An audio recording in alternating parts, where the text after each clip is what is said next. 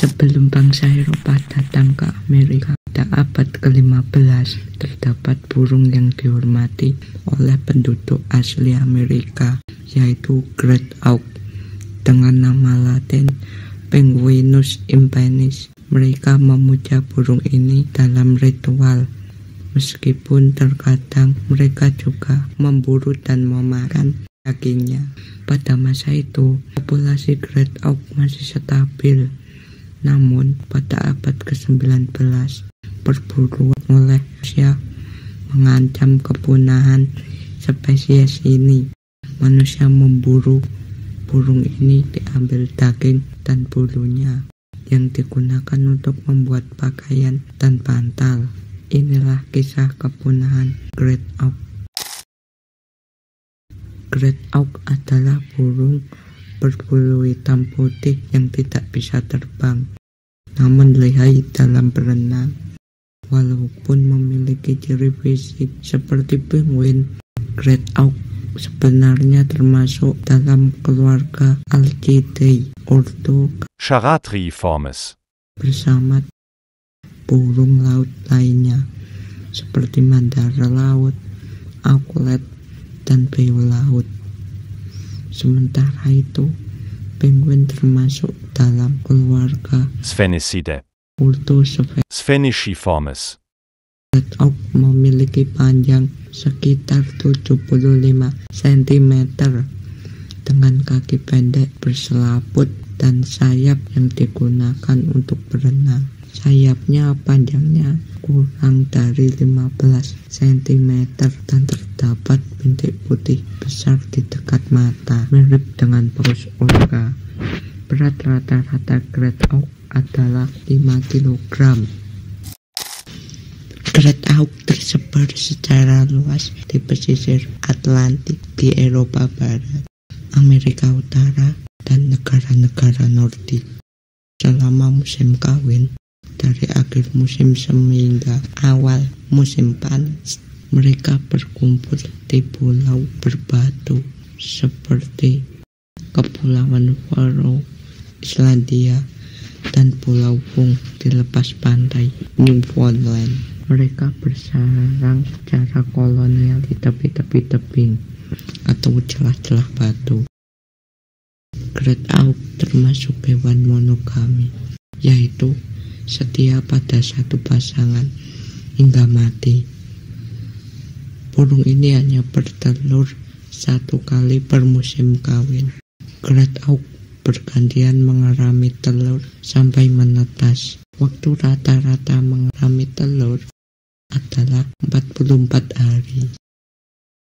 Dengan bentuk telur mirip buah pir yang berukuran 84 kali 140 mm. Rata-rata kematangan reproduksi baik jantan maupun betina 4-7 tahun. Perkiraan rentang hidup Great Auk adalah 20-25 tahun. Di luar musim kawin, Great Auk menghabiskan sebagian besar waktunya di dalam air. Great Auk adalah piscivora, yang artinya makanan mereka terdiri dari ikan, krustasea, moluska, dan plankton. Burung ini mampu menahan napas hingga 15 menit dan menyelam hingga kedalaman sekitar 250 kaki. Great Auk memiliki sifat yang jinak dan cenderung tidak takut pada manusia seperti burung tutul. Sayangnya, sifat jinak ini membuat mereka mudah ditangkap oleh pemburu untuk diambil bulu dan dagingnya. Ketika penurunan jumlah burung ini mulai terlihat jelas, upaya konservasi dilakukan untuk melindungi mereka. Pada abad ke-16, Great Auk mulai menerima perlindungan resmi. Pada tahun 1794, Inggris Raya melarang pembunuhan spesies ini untuk diambil bulunya. Pada tahun 1775, di Saint John, individu yang mengambil bulu atau telurnya akan dihukum cambuk di depan umum. Di Amerika Utara, bull eider awalnya lebih disukai, tetapi setelah eider hampir punah pada tahun 1770-an, para pengumpul bulu beralih ke Great Auk. Semakin langkanya spesimen Great Auk dan telurnya membuatnya menjadi barang koleksi yang sangat mahal, yang turut menyebabkan kepunahannya. Koloni terakhir Great Auk terletak di pulau lepas pantai Islandia. Letusan gunung berapi menenggelamkan pulau tersebut, memaksa burung-burung yang tersisa pindah ke pulau LD yang terdekat. Pada tahun 1835, sekitar 50 burung berada di LD. Museum-museum yang ingin mengoleksi kulit auk untuk diawetkan dan dipamerkan segera mulai mengumpulkan burung-burung dari koloni tersebut. Pasangan terakhir yang ditemukan sedang mengerami telur dibunuh pada 3 Juli 1844 oleh 2 orang atas permintaan seorang pedagang yang menginginkan spesimen ini. Burung dewasa dicekik oleh pelaut, sedangkan telur tersebut dihancurkan. Itu adalah spesimen terakhir Great Auk. Kepunahan Great Auk tidak hanya menghapus spesies unik dari ekosistem, tetapi juga mengganggu keseimbangan ekologis. Sebagai predator utama di lautan, Great Auk berperan penting dalam pengendalian populasi ikan dan krustasea.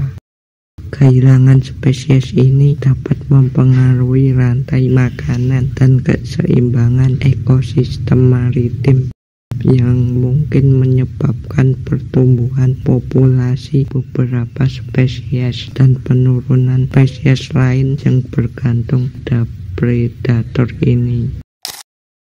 Setelah kepunahan Great Auk, dunia mulai lebih memperhatikan pentingnya konservasi spesies dan perlindungan satwa liar. Pembelajaran dari kepunahan Great Auk mendorong pengembangan metode perlindungan yang lebih efektif, masuk penetapan kawasan lindung dan penerapan undang-undang anti perburuan. Kasus ini menunjukkan betapa pentingnya pengawasan yang ketat terhadap spesies yang terancam dan upaya kolaboratif untuk melindungi habitat alami mereka. Dengan kepunahan Great Auk, kita diingatkan akan dampak destruktif dari eksploitasi manusia terhadap spesies liar dan pentingnya perlindungan satwa